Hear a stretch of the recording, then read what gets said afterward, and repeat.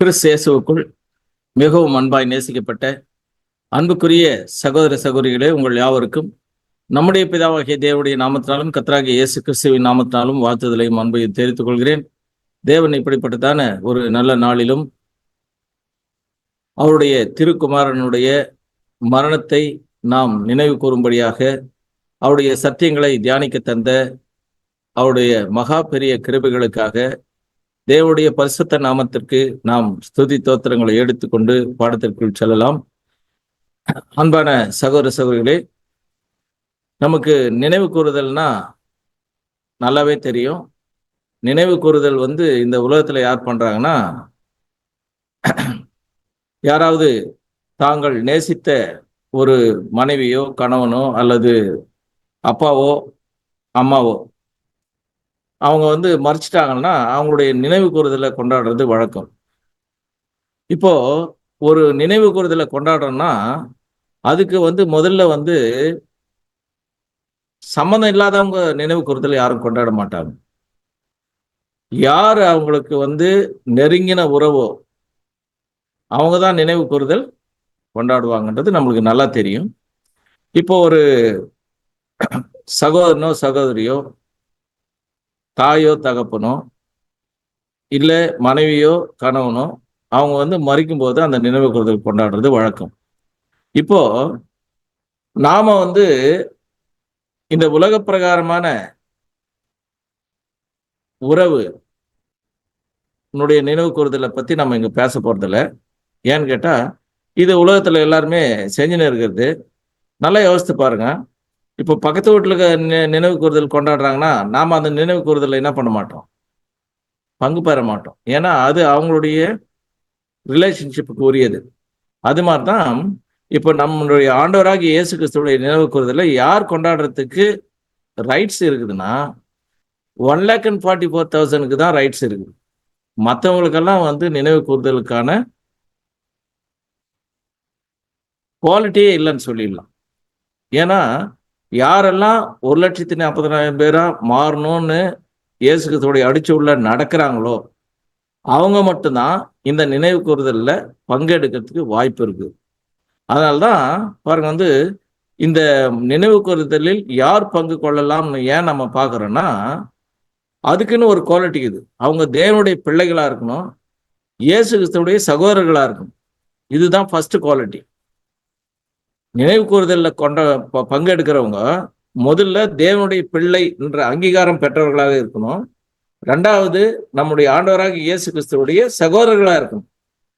இப்ப நம்ம சகோதரனுடைய மரணத்தை நினைவு கூறத்துக்கு சகோதரர்களுக்கு தான் ரைட்ஸ் இருக்குதே தவிர அந்நியர்களுக்கு ரைட்ஸ் இல்லைன்றதை நாம முதல்ல உள்வாங்கிக்கலாம். அடுத்தது நம்ம ஆண்டவராக இயேசு கிறிஸ்து என்ன சொல்லிட்டாருன்னா,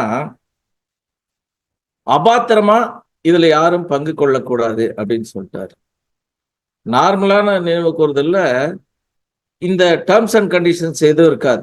ஆனா நம்முடைய ஆண்டவராகிய இயேசு கிறிஸ்துனுடைய நினைவு கூறுதல்ல டேர்ம்ஸ் அண்ட் கண்டிஷன்ஸ் கொடுக்குறாரு. என்ன கொடுக்குறாருன்னா வாசிக்கலாம்.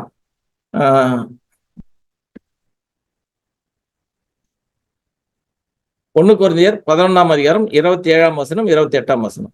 இப்படி இருக்க எவன் அபாத்திரமாய் கர்த்தருடைய அப்பத்தை புசித்து அவருடைய பாத்திரத்தில் பானம் பண்ணுகிறானோ அவன் கர்த்தருடைய சரீரத்தையும் இரத்தத்தையும் குறித்து குற்றமுள்ளவனாயிருப்பான். பாருங்க, இப்படி இருக்க எவன் அபாத்திரமாய் கர்த்தருடைய அப்பத்தை புசித்து கர்த்தருடைய பாத்திரத்தில் பானம் பண்ணுகிறானோ.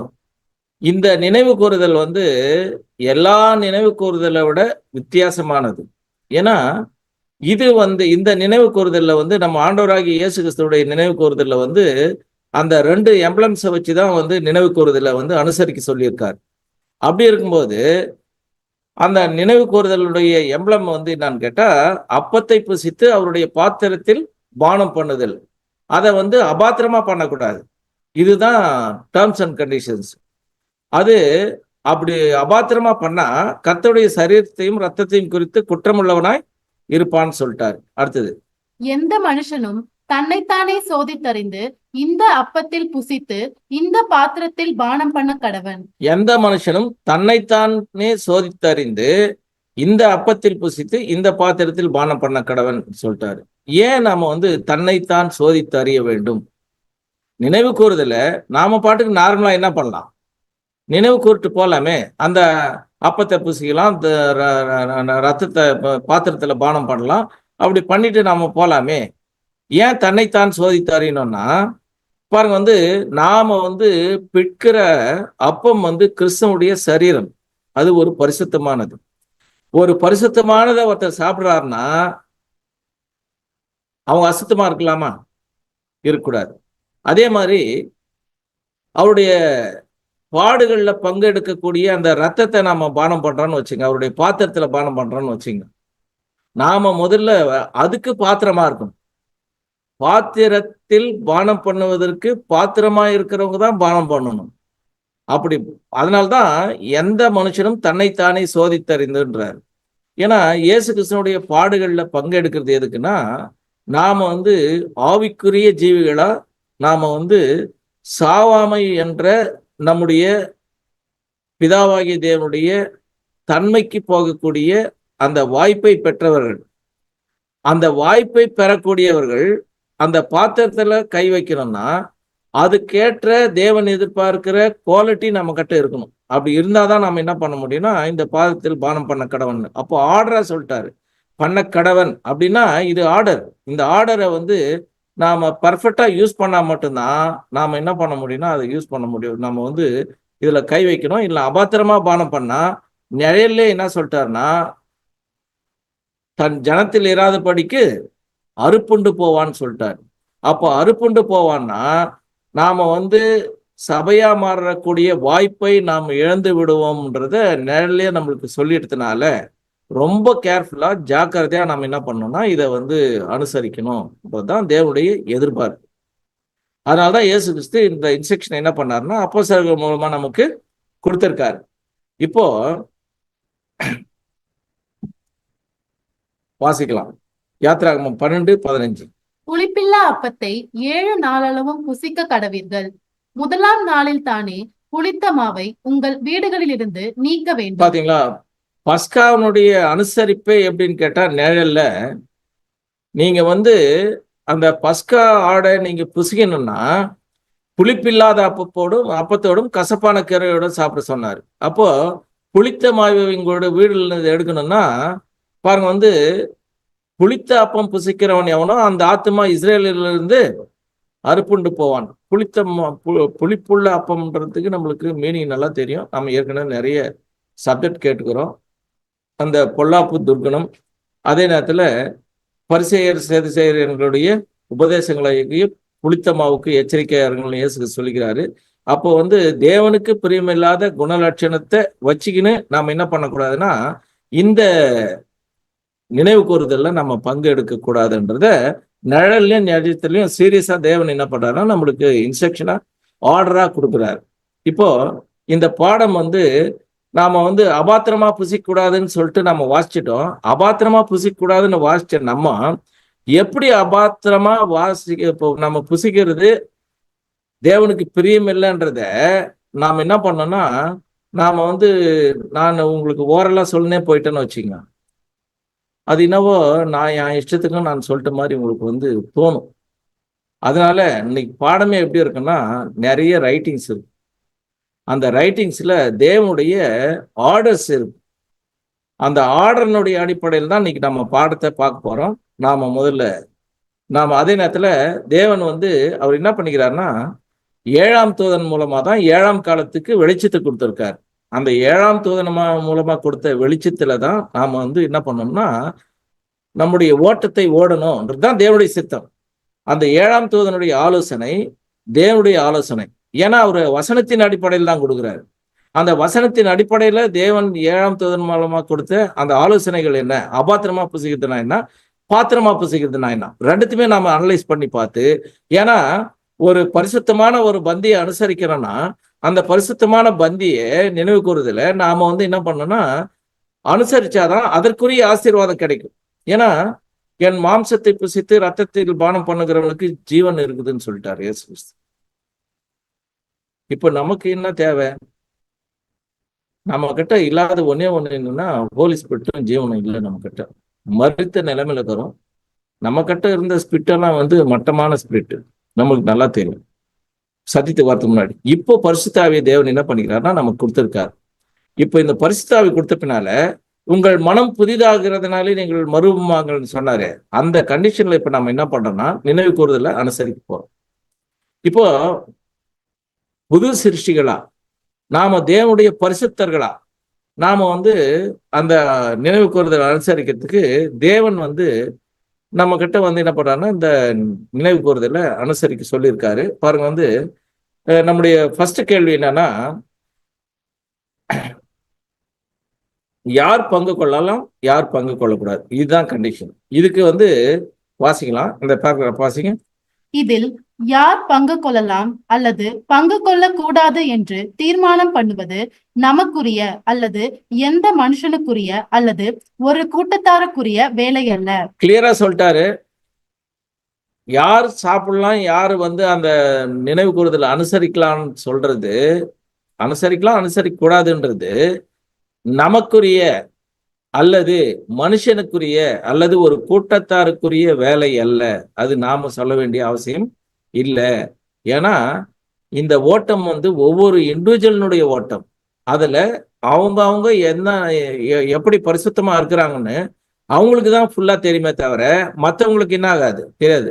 ஒருவேளை நாம 2000 வருஷத்துக்கு முன்னாடி இயேசு கிறிஸ்து கூட இருந்தோம்னு வச்சுங்க, அவர் நம்மளை பார்த்து என்ன சொல்லியிருப்பாருன்னு நம்மளுக்கு தெரியும்.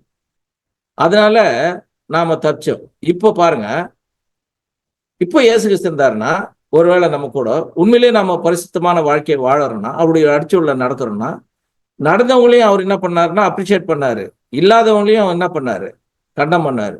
அப்போ நடந்தவங்க அவர் கூட சேர்ந்து பந்தி இருந்தாங்க.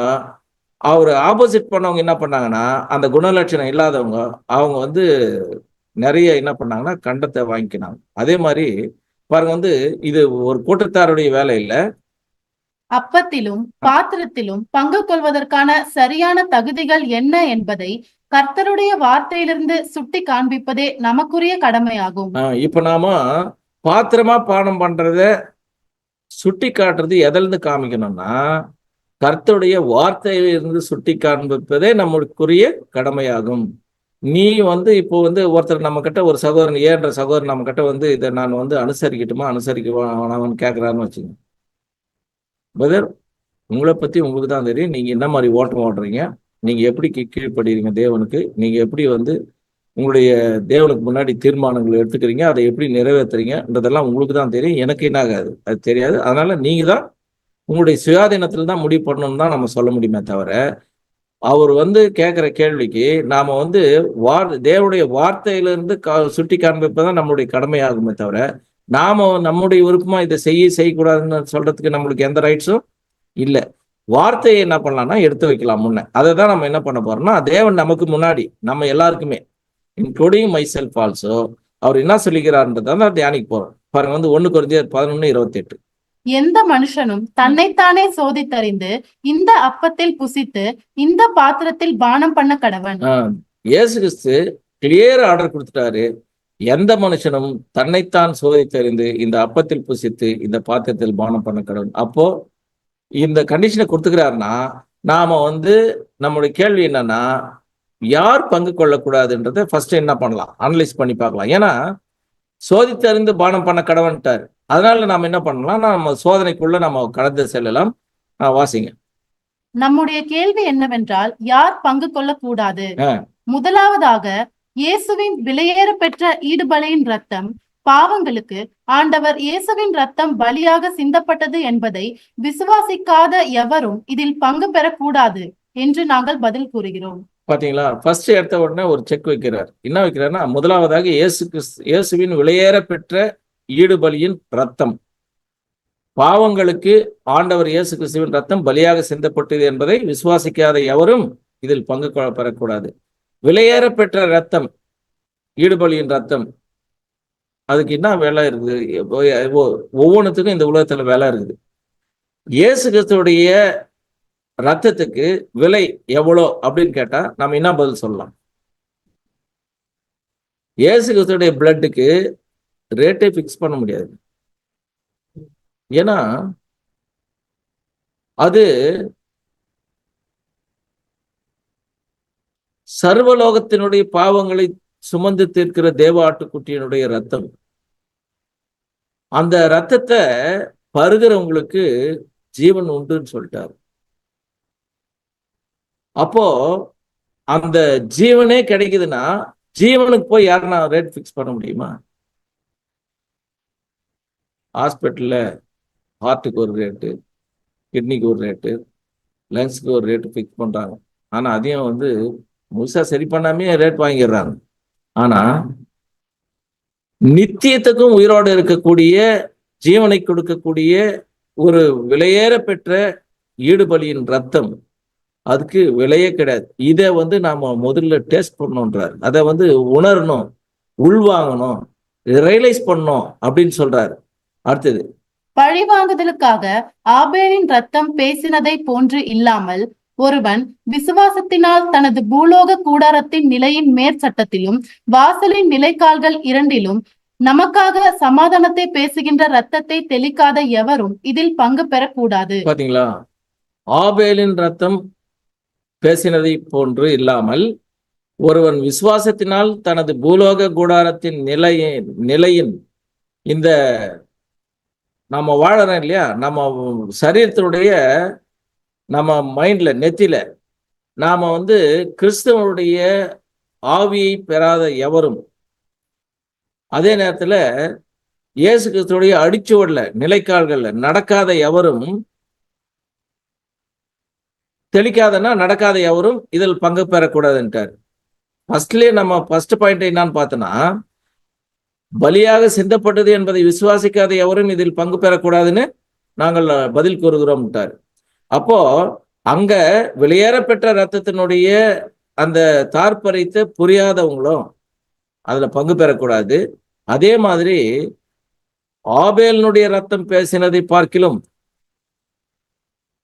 நன்மையாய உணவுகளை பேசுகிற ரத்தமாகிய, தெளிக்கப்படும் ரத்தமாகிய இந்த அவருடைய பலியினுடைய தார்ப்பரித்த தங்களுடைய இருதயத்துக்குள் வாங்காதவர்களும், இயேசு கிறிஸ்துவுடைய அடிச்சுவடையில் நடக்காதவர்களும் இதில் பங்கு பெறக்கூடாதுன்றார். அடுத்தது, தன்னுடைய இருதயத்தில் உண்மையான விருந்தை வைத்திராதவனும் கிறிஸ்துவை தனக்கு ஜீவன் கொடுக்கிறவர் என்று ஏற்றுக்கொள்ளாத எவனும் இந்த அடையாள விருந்தில் பங்கு பெறக்கூடாது. தன்னுடைய இருதயத்தில் உண்மையான விருந்தை வைத்திராதவனும், அதாவது நாம ஒருத்தர் விருந்து கூப்பிடுறாங்கன்னா ரொம்ப ஈஸியா போய் என்ன பண்ணுவோம்னா அந்த விருந்தை பத்தி எதை பத்தியும் கேட்காம நம்ம சாப்பிட்டுருவோம். நம்ம அந்த விருந்துக்கு கூப்பிடுறாரு, அவரை நம்மளுக்கு பிடிக்குது பிடிக்கல, அவர் மேல கோபம் இருக்குது கோபம் இல்லை, அந்த மனநிலை எப்படி இருந்தாலும் நம்ம போய் சாப்பிட்டு வந்துடுவோம். ஆனா இங்க இருதயத்தில் உண்மையான விருந்தை வைத்திராதவனும், இருதயத்தில் எப்படி விருந்தை வைக்கிறது? விருந்துடைய தாற்பயம் என்னன்னாக்கா இயேசு கிறிஸ்துடைய சிந்தை. அந்த சிந்தைய ஹார்ட்ல வச்சுக்காதவங்க இந்த விருந்துல கை வைக்கக்கூடாதுன்றார்.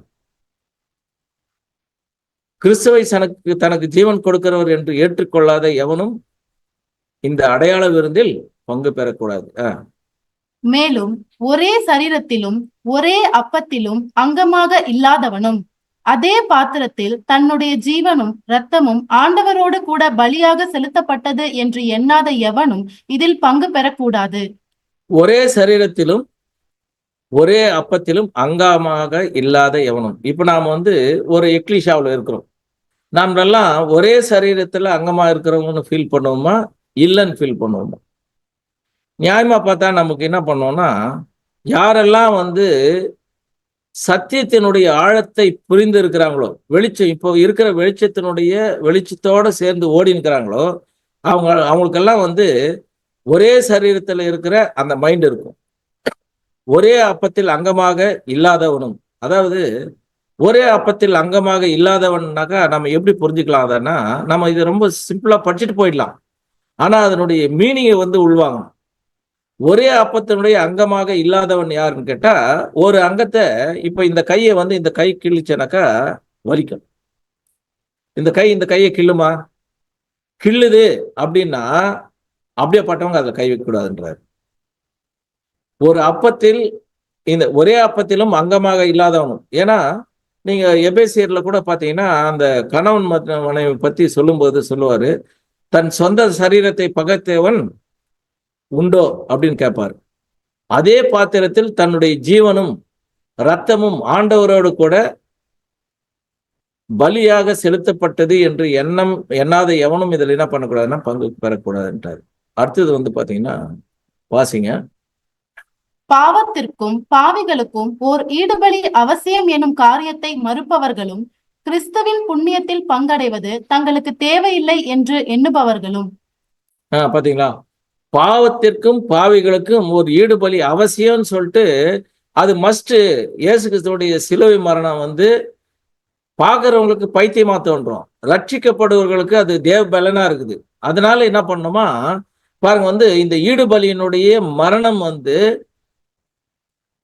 இயேசு கிறிஸ்துவுடைய புண்ணியத்தினால, அந்த மரணத்தினுடைய புண்ணியத்துல நான் பங்கடைறேன் அப்படின்னு நினைக்கணுமே தவிர அது தங்களுக்கு தேவையில்லைன்னு நினைச்சாங்கன்னா யாருன்னா அவங்க என்ன பண்ணக்கூடாதுன்னா இதுல பங்கு பெறக்கூடாதுன்றார். அடுத்தது, ஒருவருடைய புண்ணியம் அல்லது தகுதி மற்றவருக்கு தரிப்பிக்க முடியும் எனும் காரியத்தை மறுப்பவர்களும். பாத்தீங்களா, எங்கேயோ 2000 வருஷத்துக்கு முன்னாடி ஆண்டவராக இயேசு கிறிஸ்து மரிச்சாரு இஸ்ரேல் தேசத்துல. அந்த மரணம் வந்து எனக்கு எப்படி வந்து அது தரிப்பிக்க முடியும், அந்த சிலுவையினுடைய தாற்பயம் என்ன வந்து எப்படி ரீச் ஆகும் எனக்கு அப்படின்னு சந்தேகப்படுறவங்க, மறுப்பவர்கள் இதுல என்ன பண்ணக்கூடாது, புசிக்கூடாதுன்றாரு. கிறிஸ்துவின் நீதியினால் கிடைத்திட்ட கல்யாண வஸ்திரத்தை களைந்து போட்டவர்களும். கிறிஸ்துவனுடைய நீதியினால் கிடைத்திட்ட கல்யாண வஸ்திரம் களைந்து போட்டவர்கள். கல்யாண வஸ்திரம் நமக்கு நல்லாவே தெரியும், அதனால ஸ்கிப் பண்ணிடலாம்னா கல்யாண வஸ்திரம் வந்து ஒரே நாள் போடுறது அப்படின்னு நம்ம நினைச்சுக்குவோம். இது வந்து இயேசு கிறிஸ்துவனுடைய நீதியினால் கிடைத்த கல்யாண வஸ்திரம் எப்போ நாம வந்து ஆவியில் ஜனிப்பிக்கப்படுறோமோ அப்பத்திலிருந்து சாவரவர்களும் இந்த கல்யாண வஸ்திரத்தை நம்ம போட்டுனே இருக்கணும். உலகத்துல கல்யாண வஸ்திரம் ஒரு நாளைக்கு தான். அது நீ 50,000 கொடுத்து வாங்கினாலும் சரி, 1,50,000 ரூபாய் கொடுத்து வாங்கினாலும் சரி, 10,000 ரூபாய்க்கு வாங்கினாலும் சரி, அது மேட்டர் கிடையாது. ஆக்சுவலா நீதியின் வஸ்திரம் நாம வந்து நம்மளுக்கு நல்லா தெரியும், வெளிப்படுத்தல ஆட்டுக்குட்டியானவருடைய கல்யாணம் வந்தது, அவருடைய மனைவி தன்னை ஆயத்தம் பண்ணினாள், அவருடைய வஸ்திரம் என்னது, பரிசுத்தவான்களுடைய நீதிகளே அப்படின்னு சொல்லிட்டார். அப்போ இயேசு கிறிஸ்துவுடைய நீதி கிடைத்திட்ட அவருடைய அடிச்சோடுல நடக்கிறோம்னா இயேசு கிறிஸ்துவுடைய நீதியில நாம நடக்கிறோம்னு அர்த்தம். அந்த வஸ்திரத்துல வாங்கினவங்க அதை என்ன பண்ணிக்கூடாதான், அதை கழட்டி போட்டோம்னா நாம நிர்வாணம் ஆயிடுவோம். அதனால பாருங்க, நிர்வாணம் யார் சுத்துவாங்க, மனநிலை பாதிக்கப்பட்டவர்கள் தான் சுத்துவாங்க. இப்போ கல்யாண வஸ்திரத்தை வாங்கிட்டு அதை கழட்டி போட்டா அழுகையும் பற்கடிப்பும் உள்ள இடத்துல கொண்டு போய் போடுங்கன்னு ஒரு ஊமையில சொல்லுவார். அதனால அந்த நீதியின் வஸ்திரத்தை களைந்து போடாம இருக்கணும், நினைவு கூறுதல்ல பங்கெடுக்கணும்னா. நாம அபாத்திரமாய் சொன்னதும் அபாத்திரமா எது எதுன்னு தெரியறதில்லை. அபாத்திரமான சரி பார்த்துக்கலாம் அவ்வளவுதான். அந்த மாதிரி கேர்லெஸ்ஸா என்ன பண்ணக்கூடாதுன்னா இந்த விஷயத்துல இருக்கக்கூடாது. ஏன்னு கேட்டா ஜனத்தில் இராதபடிக்கு அறுப்புண்டு போவான்னு சொல்லிட்டாரு. அடுத்தது, தங்களுடைய சொந்த நீதியாகிய அழுக்கான கந்தைகளை அணிவதில் சந்தோஷத்துடனும் சுதந்திர உணர்வுடனும் காணப்படுபவர்களும்.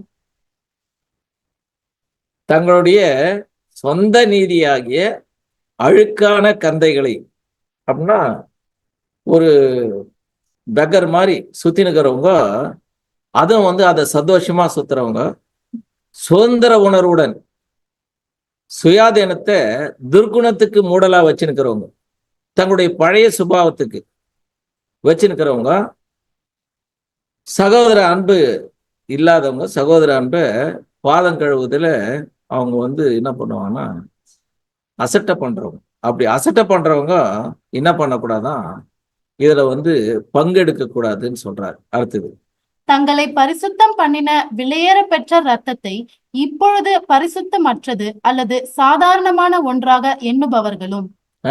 அதாவது வந்து தங்களை பரிசுத்தம் பண்ணின விலையேற பெற்ற ரத்தத்தை இப்பொழுது பரிசுத்தமற்றதுன்னா, இயேசு கிறிஸ்துவோடைய அடிச்சூர்ல நடக்கிறவங்க என்ன பண்ணுவாங்கன்னா, அவங்க வந்து சாதாரணமா எண்றது எப்படின்னா, என் லைஃப்பை நான் நார்மலா வாழ்வேன், இது சாதாரணமா நினைக்கிறது ரத்தத்தை. அவர் என்ன சொல்லிட்டாருன்னா, நீ படுக்கும் போதும் உட்காரும் போதும் நடக்கும் போதும் அவைகளுக்கு குறித்தே பேசினார். எங்க பாவத்திலே சொல்லிட்டார். நாம் என்ன பண்ணோம்?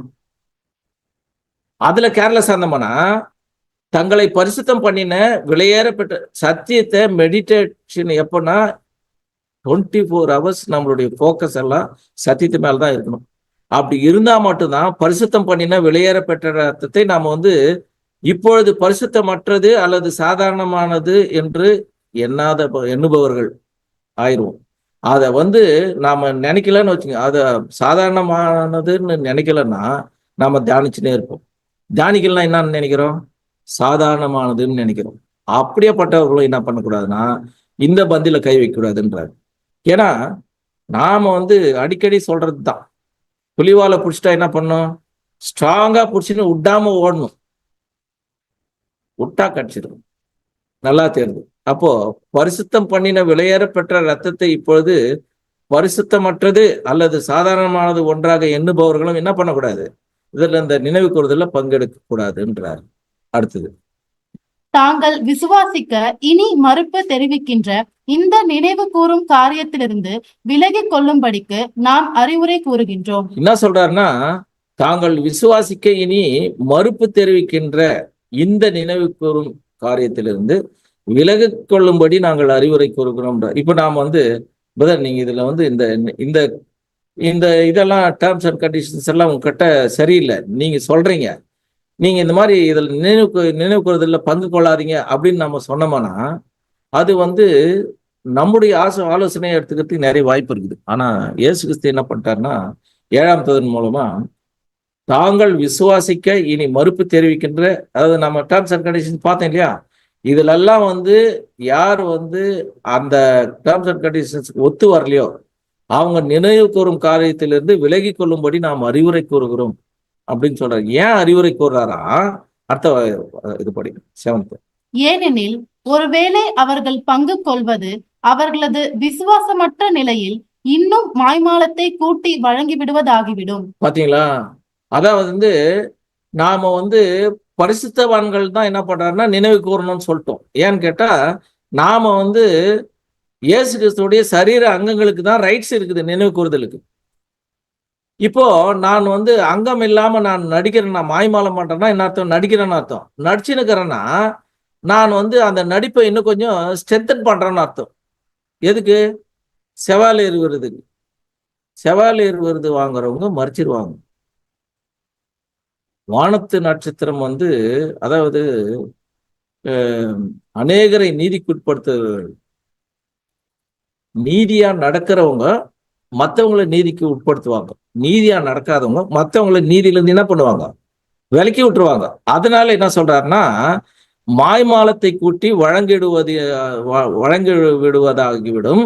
இப்படிப்பட்டவர்கள் பங்கு கொள்வது என்பது இப்படிப்பட்டவர்கள் பங்கு கொள்வது என்பது தங்கள் மீதும் ஈடுபலி இல்லை என்ற தங்களுடைய கோட்பாடுகளின் மீதும் தங்கள் மீதும் கண்டனம் சுமத்தி கொள்வதற்கு ஏதுவாகிவிடும். நாம வந்து அந்த டேர்ம்ஸ் அண்ட் கண்டிஷன்ஸ் எல்லாம் கேர்லெஸ் ஆகிறது என்னன்னு கேட்டா, அந்த ஈடுபலி இல்லை என்ற தங்களுடைய கோட்பாடை நம்ம வந்து நம்மள அறியாம வச்சுன்னு அர்த்தம். டேர்ம்ஸ் அண்ட் கண்டிஷன்ஸ் நம்ம ஃபாலோ பண்ணாதான் நாம வந்து அந்த கோட்பாடுகள்ல ரொம்ப உறுதியா இருக்கிறோம், நான் வந்து நினைவு கூறுதல்ல பங்கெடுப்பேன்றத நாம வந்து ரொம்ப ஸ்ட்ராங்கா இருக்கிறோன்றத தேவன் வந்து உணர்வார். பாருங்க, வந்து அதனாலதான் என்ன சொல்லிட்டாருன்னா ரொம்ப கிளியரா சொல்லிட்டாரு. வாசிக்க 1 கொரிந்தியர் 11:28. எந்த மனுஷனும் தன்னைத்தானே சோதித்தறிந்து இந்த அப்பத்தில் புசித்து இந்த பாத்திரத்தில் பானம் பண்ண கடவன். இப்போ நான் இருக்கிறேன்னு வச்சுங்க, நான் வந்து மாய்மாலத்தை கூட்டுறேன்னா இல்ல வந்து உண்மைத்தன்மையை கூட்டுறனான்றது எனக்கு தெரியும். அதனால்தான் சோதித்து அறிய சொன்னார். எந்த மனுஷனும் தன்னைத்தானே சோதித்தறிந்து இந்த அப்பத்தில் புசித்து இந்த பாத்திரத்தில் பானம் பண்ண கடவன். அது வீட்டில் இருக்கலாம், இல்லை எக்லிஷாவில் இருக்கலாம், வேலை செய்கிற இடத்துல இருக்கலாம், இல்லை சொசைட்டியில் இருக்கலாம். எதுலனாலும் சரி, நான் வந்து தேவனுடைய ஆவிக்கு ஏற்றபடி என்னுடைய வாழ்க்கையை நான் வந்து நடத்தினா, நான் வந்து மாய்மாலம் பண்ணலன்னு அர்த்தம்.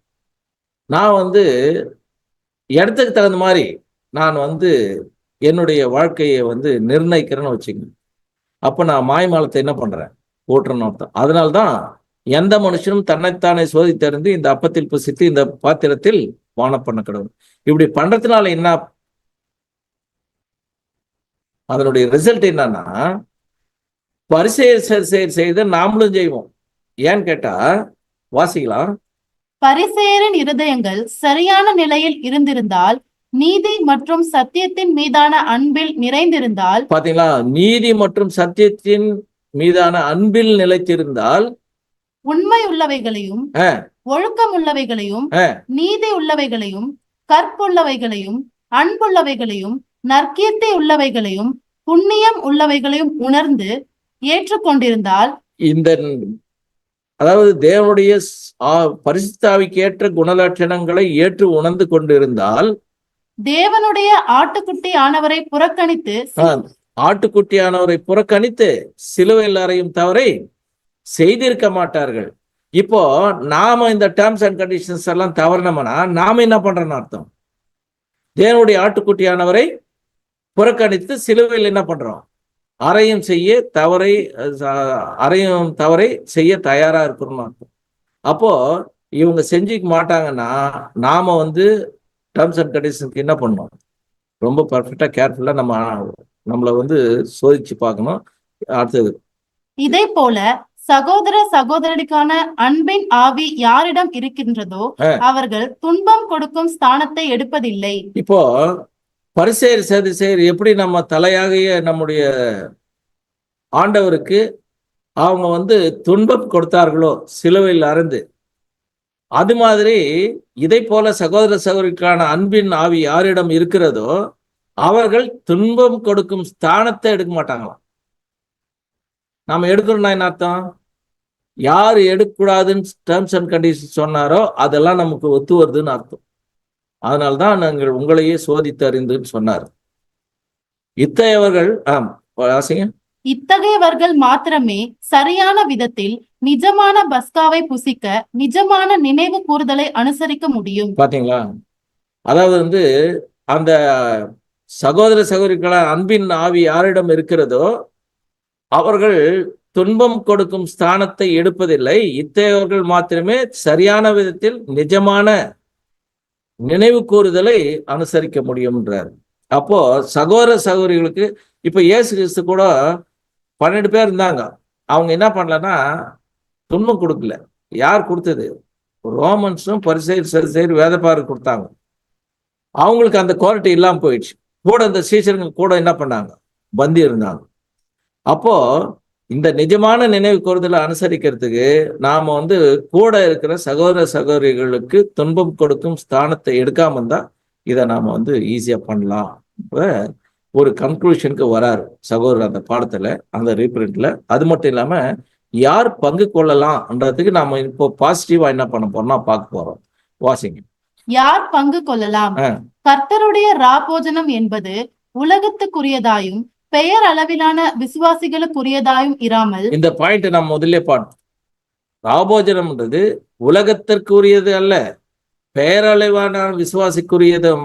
பெயரளவிலான விசுவாசி யாருன்னு கேட்டா வேதமானவர்களா இருந்தாலும் சரி, அவங்க வந்து சத்தியம் தெரிஞ்சு சத்தியத்தின்படி வாழாதவர்கள் இருந்தாலும் சரி, பெயர் கிறிஸ்தவர்களா இருந்தாலும் சரி, அவங்களுக்கு உரியதாக இராமல் கிறிஸ்துவை தங்களுக்கு மீட்பராகவும் தங்களுடைய பாவத்தை சுமந்தவராகவும் ஏற்றுக்கொண்டவர்களும் மற்றும் அவருக்கும் அவருடைய ஊழியத்திற்கும் என தங்களை முழுவதுமாக அர்ப்பணம் பண்ணினவர்களுமாய் இருப்பவர்களுக்கு மாத்திரம் உரியதாகும். பாத்தீங்களா, கிறிஸ்துவை தங்களுடைய மீட்பராகவும் தங்களுடைய பாவத்தை சுமந்தவராகவும் ஏற்றுக்கொண்டவர்களும் இவங்க மட்டும்தான் அதுல பங்கு கொள்ளலாம். தங்களுடைய மீட்பராகவும் தங்களுடைய பாவத்தை சுமந்தவராகவும் ஏற்றுக்கொண்டவர்கள். 2000 வருஷத்துக்கு முன்னாடி மறிச்சாரு, நான் 2000 வருஷத்துக்கு பின்னாடி மறிச்சுக்கிறேன்.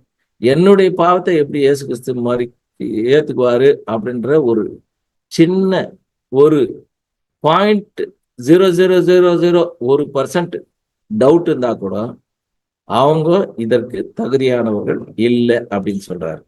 அவருக்கும் அவருடைய ஊழியத்திற்கும் என தங்களை முழுவதும் அர்ப்பணம் பண்ணாதவர்களுமாய் இருப்பவர்களும் மாத்திரம் உரிதார்.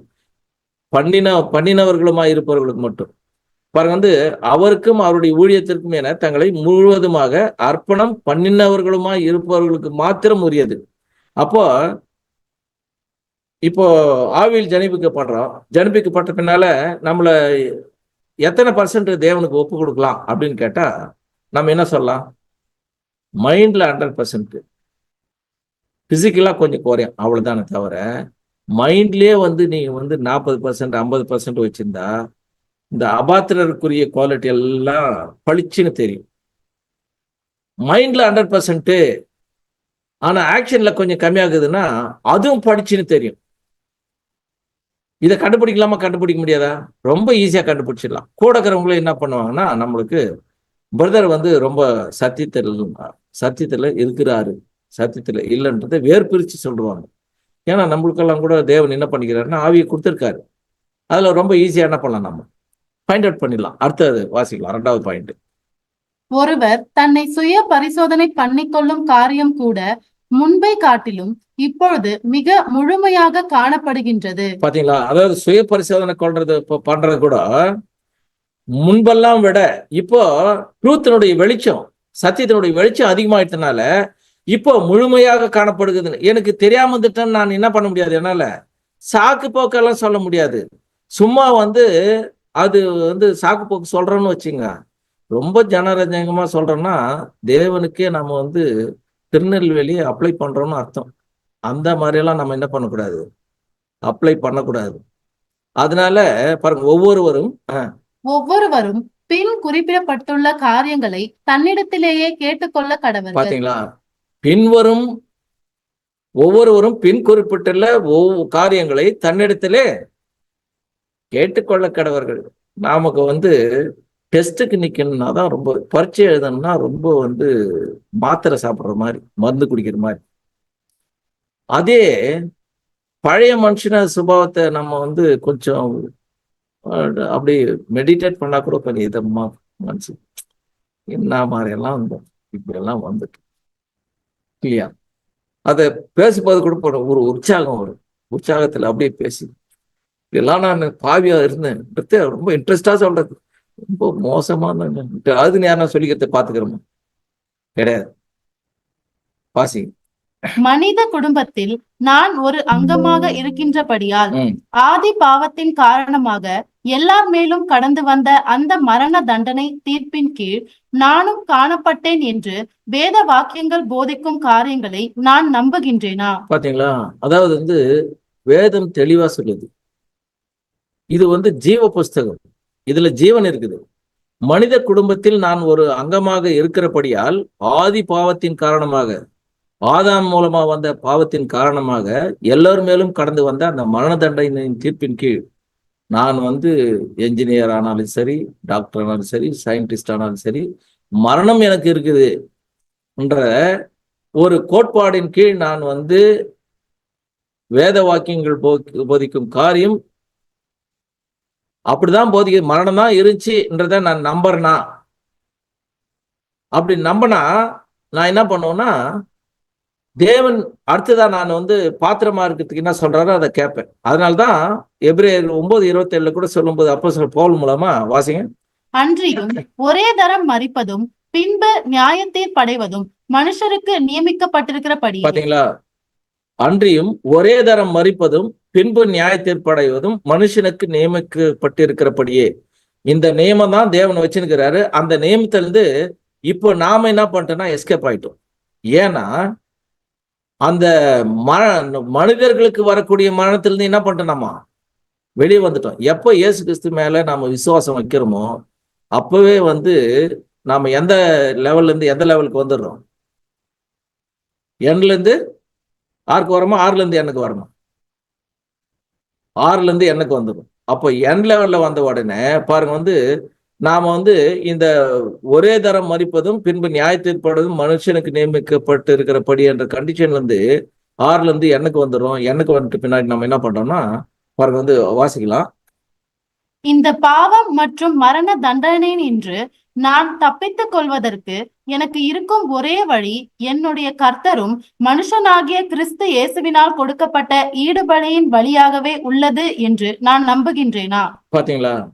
அதாவது வந்து இந்த பாவம் மற்றும் மரண தண்டனையின் நான் தப்பித்துக் கொள்வதற்கு எனக்கு இருக்கிற ஒரே ஒரு வழி என்னன்னு கேட்டா, ஆண்டவராகிய இயேசு கிறிஸ்து மனுஷனா வந்து அவர் கொடுத்த ஈடுபலியில தான் எனக்கு ஜீவன் இருக்குது அப்படின்ற ஃபுல் ஹோப் என்கிட்ட இருக்குதான்னு கேட்கிறாரு. கேட்டு பாருங்க வந்து நான் வாசிங்க. எபிரேயர் 9:28 கிறிஸ்துவும் அநேகருடைய பாவங்களை சுமந்து தீர்க்கும்படிக்கு ஒரே தரம் பலியிடப்பட்டு தமக்காக காத்து கொண்டிருக்கிறவர்களுக்கு ரட்சிப்பை அருளும்படி 2ஆம் தரம் பாவம் இல்லாமல் தரிசனம் ஆவார். இந்த ஒரு உறுதியான விசுவாசம் என்கிட்ட இருக்குதுன்னா நான் தாராளமா அதுல என்ன பண்ணலாம், நினைவு கூறுதில்லை, பங்கு கொள்ளலான்றார். கிறிஸ்துவும் அநேகருடைய பாவங்களை சுமந்து தீர்க்கும்படி ஒரு தரம் பலியிடப்பட்டு தமக்காக காத்து கொண்டு இருக்கிறவர்கள், அதுவும் லாஸ்ட் டேஸ்ல நமக்கு வந்து இந்த வசனம் அப்படியே அப்பட்டமா பொருந்தும். ரட்சிப்பை அருளும்படி 2ஆம் தரம் பாவம் இல்லாமல் தரிசனம் அவர் ஆயிட்டாரு. நாம அவர் கூட இருக்கிறோம். அவர் நம்மளுக்கு பந்தி பரிமாறுறாரு. நாம் அவர் கூட சேர்ந்து சாப்பிட்றோம். அவரும் நம்ம கூட சேர்ந்து சாப்பிட்றாரு. இது எப்படிப்பட்ட ஒரு மகிமைக்குரிய சந்தோஷம். அடுத்த வசனம். தீத்து 2:14 அவர் நம்மை சகல அக்கிரமங்களில் நின்று மீட்டுக்கொண்டு தமக்குரிய சொந்த ஜனங்களாகவும் நற்கிரியைகளை செய்ய பக்தி வைராகியம் உள்ளவர்களாகவும் நம்மை சுத்திகரிக்கும்படி நமக்காக தம்மை தாமே ஒப்பு கொடுத்தார். பாத்தீங்களா? அவர் நம்மை சகல அக்கிரமம் மீட்டுக்கொண்டு நமக்குரிய சொந்த ஜனங்களாகவும் நற்கிரியைகளை செய்ய பாத்திரவங்களாக இருக்கவும். அப்ப நாம வந்து நினைவு கூறுதல பங்கெடுக்கிறோம்னா நற்கிரியை செய்ய பாத்திரவான்களா இருக்கணும். நம்மை சுத்திகரிக்கும்படி நமக்காக தம்மை தாமே அந்த அவருடைய சரீரத்தையும் ரத்தத்தையும் நாம பருகிறதுக்கு வாய்ப்பு கொடுத்துக்கிறது எதுக்குன்னா நற்கிரியை செய்யறதுக்கு. நாம வந்து ஒருத்தருக்கு ஒருத்தர் அன்பாக்குறோம்னா நற்கிரியை பண்றோம்னு அர்த்தம். அன்பு இல்லாம இருக்கிறோம்னா துர்க்கிரியைக்கு நம்ம வந்து பங்கா இருக்கிறோம்னு அர்த்தம். அப்போ நற்கிரியை செய்யறதுக்கு நீ ரெடியா இருந்தா என்ன பண்ணலாம்னா நினைவு கூறலான்றாரு. அடுத்த 3வது பாயிண்ட். அவர் நம் பொருட்டு தம்மையே, அதாவது பரிபூரண மனுஷீகத்தையும் ஈடுபலிக்கான கிரயமாக கொடுத்தார்.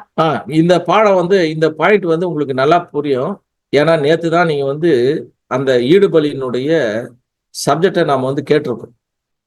அதாவது அவர் நம் பொருட்டு தம்மையே, அதாவது பரிபூர்ண மனுஷீகத்தை ஈடுபலியாக கிரயமாக கொடுத்தார். அவருடைய மாம்சத்தையும் இரத்தத்தையும் மரணத்தில் ஊற்றி தம்முடைய ஆத்துமாவை பாவத்திற்கான பலியாக கொடுத்தார் என்று நான் நம்புகின்றேனா? பாத்தீங்களா? அப்போ லோகாசாந்தவருடைய ஜீவனை வந்து என்ன பண்ணாருன்னா வாழும் உரிமையை பரிபூர்ண மனுஷனா இயேசு கிறிஸ்துக்கு என்ன பண்ணாருன்னா தேவன் வந்து மரியாள் வயிற்றுல வச்சு அவர் பிறக்க வச்சு என்ன பண்ணாருன்னா இந்த உலகத்துல வாழ வச்சார் இல்லையா பரிபூர்ண மனுஷனா, அந்த மனுஷிகத்தை என்ன பண்ணிட்டாருன்னா பலியை கொடுத்துட்டாரு மீட்கும் பொருளா. இதை நான் நம்புறேனா அப்படின்னு கேட்கிறாரு. பாருங்க, இப்போ இதே கான்செப்டை நம்ம வந்து இந்த சப்ஜெக்ட் கேட்கறதுக்கு முன்னாடி படிச்சிருந்தோம்னா வேற மாதிரி புரிஞ்சிருக்கும். இப்போ நமக்கு வேற மாதிரி புரியுது. ஏசாயா 53:12. அவர் தம்முடைய ஆத்துமாவை மரணத்தில் ஊற்றி அக்கிரமக்காரரில் ஒருவராக எண்ணப்பட்டு அநேகருடைய பாவத்தை தாமே சுமந்து அக்கிரமக்காரருக்காக வேண்டிக் கொண்டதின் நிமித்தம் அநேகரை அவருக்கு பங்காக கொடுப்பேன், பலவான்களை அவர் தமக்கு கொள்ளையாக பங்கிட்டுக் கொள்ளுவார். பாத்தீங்களா? அவர் தம்முடைய ஆத்துமாவை மரணத்தில் ஊற்றி அக்கிரமக்காரராக ஒருவராக எண்ணப்பட்டு நாம வந்து ரட்சிப்படையறதுக்கு, நாம மகிமைக்கு போறதுக்கு, நாம பரிசுத்தமா இருக்கிறதுக்கு அநேகருடைய பாவத்தை சுமந்தாரு. அதுல நம்ம பாவத்தை பர்டிகுலரா ஸ்பெஷலா சுமந்தாரு. ஏன்னா சபைக்கு தான் முதல்ல இருந்து அவருடைய பலியினுடைய தாற்பயம் ரீச் ஆகுதே தவிர மற்றவங்களுக்கெல்லாம் எப்பதான் அப்ளை ஆகுது, இவங்க கம்ப்ளீட் ஆன பின்னால் தான் அப்ளை ஆகுது.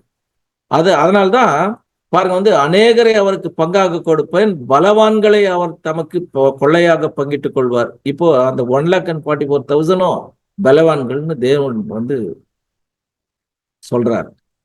அப்போ நாம வந்து பலவான்களா இருக்கிறோமா இல்லையான்றதை நம்ம என்ன பண்ணணும், ரொம்ப கேர்ஃபுல்லா கான்சென்ட்ரேஷன் பண்ணணும்.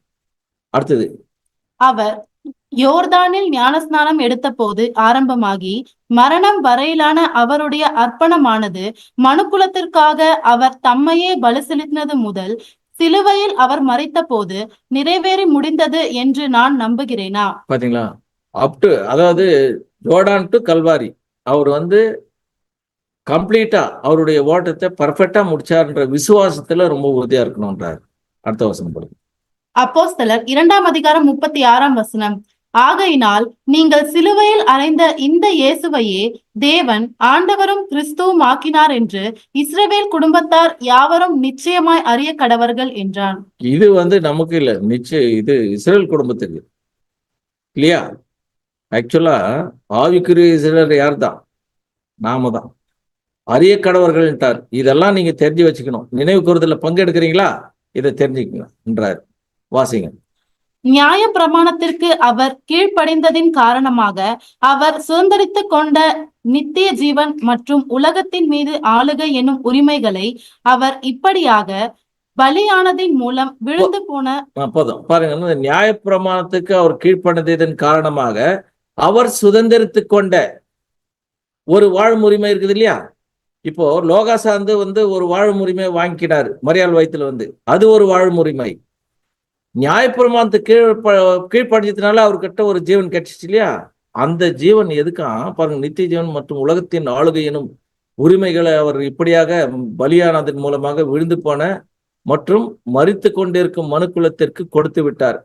இததான் சிலுவையில் இருக்கும்போது என்ன பண்ணிட்டார்னா, பிதாவை என்னுடைய ஆவியை உம்முடைய கரங்களில் ஒப்புவிக்கிறேன் இல்லையா? அதை எதை டெபாசிட் பண்ணாரு? நியாயப்பிரமாணத்துக்கு கீழ்ப்படிஞ்சா, நியாயப்பிரமாணத்துல கீழ்ப்படுகிறவங்களுக்கு அதை ஃபாலோ பண்றவங்க பிழைப்பான்னு சொன்னாரு. அந்த வாழும் உரிமை என்ன பண்றாருன்னா டெபாசிட் பண்ணி வச்சுக்கிறாரு. அதை முதல் சபைக்கு கொடுக்குறாரு. அந்த சபை வாங்கி என்ன பண்ணுதுன்னா ரிட்டர்ன் பண்ணிடுது. அதை உலக ஜனங்களுக்கு என்ன பண்ணுது, உயிர்த்தது இல்லை, கொடுக்க போறான்றத நாம நேத்து தான் என்ன பண்ணோம், கேட்டோம். இது எல்லாருக்குமே ஞாபகம் இருக்கும்னு நினைக்கிறேன். வாசிங்க. அதாவது இறுதியில் புதிய உடன்படிக்கையின் கீழ் ஆசீர்வாதங்களை ஏற்றுக்கொள்ளும் அனைவருக்கும் கொடுப்பார் என்பதை நான் புரிந்து கொள்ளேனா? பாத்தீங்களா? அப்போ இயேசு கிறிஸ்து நியாயப்பிரமாணத்தை நிறைவேற்றினால வந்த ஜீவனை புதிய உடன்படிக்கைக்கு என்ன பண்ண போறாரு, அப்ளை பண்ண போறாரு. இதை நான் புரிஞ்சு வச்சுன்னுக்கிறேன்னா பாருங்க, வந்து வெளிச்சம் எங்கேயோ போயின்னுக்குது. நாம ஒரு இடத்துல நின்னுக்குன்னு வெளிச்சத்தை வந்து விட்டுட்டோம்னா நினைவு கூறுதல்ல நாம வந்து வெட்டியா நம்ம பங்கெடுக்கிற மாதிரி ஆயிடும். அதனால்தான் இப்படி நீ புரிஞ்சிருந்தா அந்த நினைவு கூறுதல் அனுசரித்து உனக்கு குவாலிட்டி இருக்குதுன்னு சொல்லிட்டாரு. எபேசியர் 5:2 கிறிஸ்து நமக்காக தம்மை தேவனுக்கு சுகந்த வாசனையான காணிக்கையாகவும் பலியாகவும் ஒப்பு கொடுத்து நம்மில் அன்பு கூர்ந்தது போல நீங்களும் அன்பிலே நடந்து கொள்ளுங்கள். அவருடைய பலிய அன்பு, அதனால்தான் நீங்களும் அன்பில் நடங்கன்னு சொல்லிட்டாரு. அடுத்தது, இவ்விதமாக பலி செலுத்தப்பட்ட அவருடைய மாம்சமும் இரத்தமும் இவைகள் விலைக்கிரயமாக கொடுக்கப்பட்டு பெற்றுக்கொள்ளப்பட்ட அந்த ஆசீர்வாதங்களுக்கும் கிருபைகளுக்கும் அடையாளமாக இருக்கின்றது என்பதை நான் புரிந்துள்ளேனா? பாத்தீங்களா? விலைக்கிரயமாக கொடுக்கப்பட்ட ஆசீர்வாதங்களும் கிருபைகளுக்கும் அடையாளமா தான் இயேசு கிறிஸ்து பலி கொடுத்தாருன்றத full understanding, full fledged of understanding நம்மளுக்கு இருக்கணுமா? அப்படி இருந்துச்சுன்னா தான் நாம் அதுல கை வைக்கணும்ன்றாரு. அடுத்தது 1 கொரிந்தியர் 10:16 நாம் ஆசீர்வதிக்கிற ஆசீர்வாதத்தின் பாத்திரம் கிறிஸ்துவினுடைய ரத்தத்தின் ஐக்கியமா இருக்கிறதல்லவா? ஏன்னா அந்த அண்டர்ஸ்டாண்டிங் இருந்துச்சுன்னா நாம ஆசீர்வதிக்கிற ஆசீர்வாதத்தின் பாத்திரம் கிறிஸ்துவனுடைய ரத்தத்தின் ஐக்கியமா இருக்குதுன்றாரு. இப்போ உலக ஜனங்களை நாளைக்கு பாவ நிவாரண பலியில வந்து அவங்க வந்து திருந்துறாங்கன்னா அதுக்கு யாரு வந்து நிருபங்களா இருக்க போறது? 1,40,000 பேர். இதை நாம வந்து அண்டர்ஸ்டாண்ட் பண்ணோன்றாரு. அடுத்தது, நாம் பெற்கிற அப்பம் கிறிஸ்துவனுடைய சரீரத்தின் ஐக்கியமா இருக்கிறதல்லவா? இது 7வது பாயிண்ட். அவருடைய மாம்சத்திற்கும் அவருடைய இரத்தத்திற்கும் அடையாள சின்னங்களாக இருக்கும் அப்பம் மற்றும் திராட்சை ரசத்தில் பங்கு கொள்ளும் காரியமானது என்னுடைய கர்த்தரின் மாம்சம் மற்றும் இரத்தம் எனக்காகவும் அனைவருக்காகவும் வாங்கி தந்த அல்லது பெற்று தந்த அந்த ஆசீர்வாதங்களையும் கிருபைகளையும் நான் ஏற்றுக்கொள்வதை சுட்டி காட்டுகின்றது என்பதை நான் புரிந்துள்ளேனா? பாத்தீங்களா? இந்த அடையாள சின்னங்கள் வந்து நம்முடைய ஆண்டவராகிய இயேசு கிறிஸ்துடைய சரீரத்தையும் அவருடைய ரத்தத்தையும் அவர் எனக்காக வாங்கி தந்த பெற்று தந்த ஆசீர்வாதத்துக்கு கிருபைக்கு அது வந்து சுட்டி காட்டுதுன்றதை நம்ம என்ன அண்டர்ஸ்டாண்ட் பண்ணுமா? கிடைக்கிற எல்லா ஆசீர்வாதமும் இதை பேஸ் பண்ணி தான், அவருடைய பலியினுடைய தாற்பயத்தை பேஸ் பண்ணி தான் இருக்குது, நினைவு கூறுதலை பேஸ் பண்ணி தான் இருக்குதுன்றதை நம்ம அண்டர்ஸ்டாண்ட் பண்ணிக்கணுமா? மத்தேயு 26:28. இது பாவ மன்னிப்பு உண்டாக்கும்படி அநேகருக்காக சிந்தப்படுகிற புது உடன்படிக்கைக்குரிய என்னுடைய ரத்தமா இருக்கிறது. பாத்தீங்களா?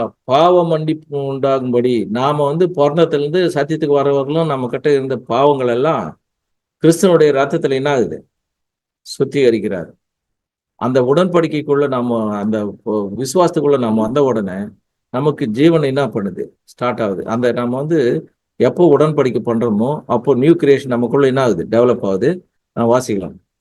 ஒருவேளை நான் அவர் அளித்த ஈடுபலியை இருதயபூர்வமாக ஏற்றுக்கொண்டு இவ்விதமாய் நினைவு கூறுகிறவனாக இருப்பேனாகில் இந்த ஈடுபலியின் மீதான விசுவாசத்தின் காரணமாக நீதிமானாக்கப்பட்ட என்னை, அதாவது என்னுடைய மாம்சத்தையும் இரத்தத்தையும் கர்த்தரோடு கூட பிற்கப்படும்படிக்கும் அவரோடு கூட பாடுபடும்படிக்கும் அவரோடு கூட மரிப்பதற்கும் கர்த்தருக்கென்று முழுமையாய் நான் அர்ப்பணம் பண்ணியுள்ளேனா?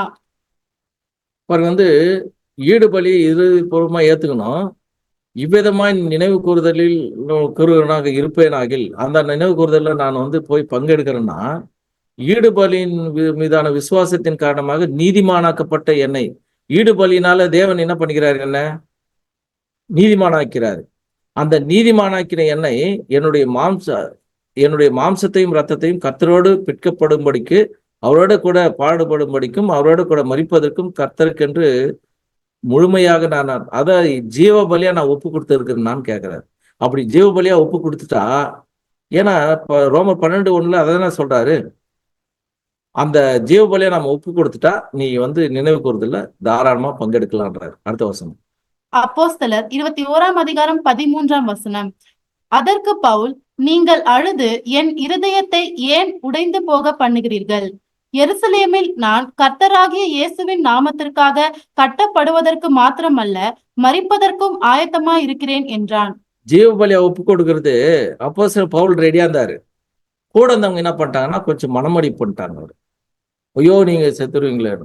அவர் என்ன சொல்லிட்டாரு? இயேசு கிறிஸ்துவின் நாமத்திற்காக உன்னை கட்டி உங்களை அடிப்பாங்களேன்னு ஃபீல் பண்றாங்க. இவர் என்ன சொல்றாரு? அடிக்கிறது மட்டும் பார்த்தாது, நான் சாவறதுக்கு ரெடியாக்குறேன், ஏன் என்ன மனமடி ஆக்குறீங்கன்றார். இப்போ நாம என்ன பண்ணோம்? முழுசா நம்ம அர்ப்பணிச்சுட்டு இருக்கிறோம்னா, யாருன்னா நீங்க செத்துருவீங்கன்னு சொன்னா என்ன சொல்லணும்?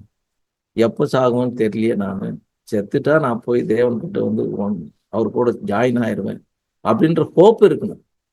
அந்த ஹோப்பு தான் அப்போஸ்தலர் பவுல் ரொம்ப கிளியரா சொல்றாரு. கர்த்தராகிய இயேசுவின் நாமத்திற்காக கட்டப்படுவதற்கு மாத்திரமல்ல மரிப்பதற்கும் ஆயத்தமா இருக்கிற அப்படின்னு சொல்றாரு. அதுதான் சகோதரர் என்ன பண்றாருன்னா அந்த பாடத்துல கன்க்ளூஷனா வாசிங்க.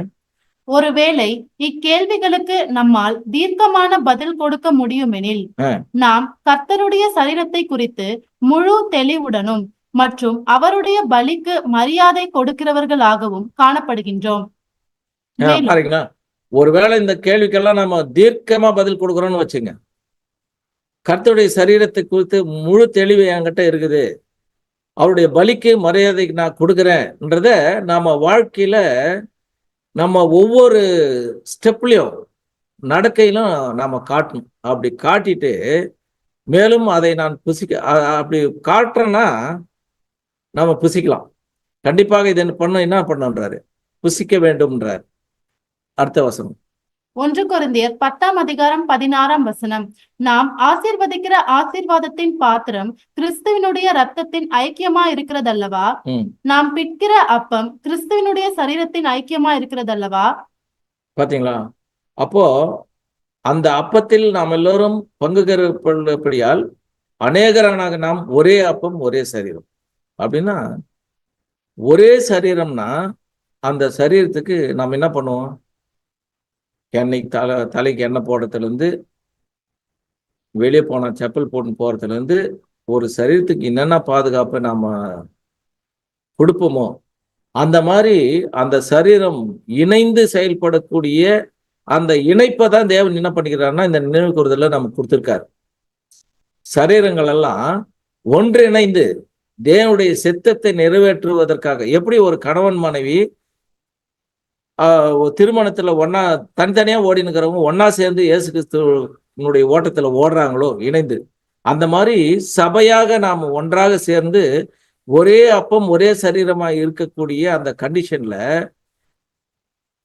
கணவன் மனைவிக்கு தான் என்ன சொன்னார்னா ஒரே சரீரமா இருக்கிறீங்கன்னாரு. அடுத்தது சபைக்கு மட்டும்தான் இது போடணும். அந்த ஒரே சரீரமா இருக்கக்கூடிய அந்த மைண்ட் செட்டப், அந்த உணர்வுல, அந்த தாட் ப்ராசஸ்ல நாம் என்ன பண்ணணுமா, இந்த நினைவு கூறுதலை நாம் அனுசரிக்கணும். வாசிங்க. இயேசுவை நினைவு கூறுகையில் நாம் நீதி மற்றும் நியாயமான கொள்கைகளை கௌரவிக்கிறோம். பாருங்க, இயேசுவை நினைவு கூறுகையில் நாம் நீதி மற்றும் நியாயமான கொள்கைகளை கௌரவிக்கிறோம் அப்படின்னா வாழ்ந்து காட்டுறோம்னு அர்த்தம். நாம எந்த அளவுக்கு நாம பக்தி வரையாக நம்மளுக்கு இருக்குதோ அந்த அளவுக்கு நாம இத பங்கு கொள்ளலாம், பங்கு கொள்ளக்கூடாதுன்றத கௌரவிக்கிறோம்ன்றாரு. 2 காரணங்களுக்காக. ஒரு நீதியுள்ள வாழ்க்கையை அவர் இங்கு வாழ்ந்தார். நம்ம ஆண்டவராக இயேசு கிறிஸ்து நீதியுள்ள வாழ்க்கையை வாழ்ந்தாருன்றத நம்ம என்ன பண்ணணும்னா கௌரவிக்கிறோம், நம்ம வாழ்க்கையில செஞ்சு காமிச்சு. முதலாவது, அவருடைய ஜீவனை ஈடு கிரயமாக கொடுப்பதற்கு தகுதி பெற அவருடைய தனிப்பட்ட நீதி தேவைப்பட்டது. பாத்தீங்களா, அவர் முதல்ல அடிச்சோட நடந்து காமிச்சிட்டாரு. அதனால அவருடைய முதலாவது அவருடைய ஜீவனை ஈடு கிரயமாக கொடுப்பதற்கு தகுதி என்ன ஆயிடுச்சு, தகுதி பெறறதுக்கு அவருடைய தனிப்பட்ட நீதி தேவைப்பட்டது, அவர் கொடுத்துட்டாரு. இரண்டாவதாக, அவருடைய நல்லொழுக்கம், அதாவது தார்மீக சிறப்பம்சங்கள் கடவுளின் உண்மையான அறநெறியின் தரநிலைக்கு செயல் விளக்கம் அளித்தார். அதாவது மாடல் ரோலே இல்லாம அவர் என்ன பண்ணாருன்னா செஞ்சு காமிச்சாரு. நம்மளுக்கு மாடல் ரோல் இருக்கு. இயேசு கிறிஸ்துக்கு மாடல் ரோல் எதனா இருந்துச்சா?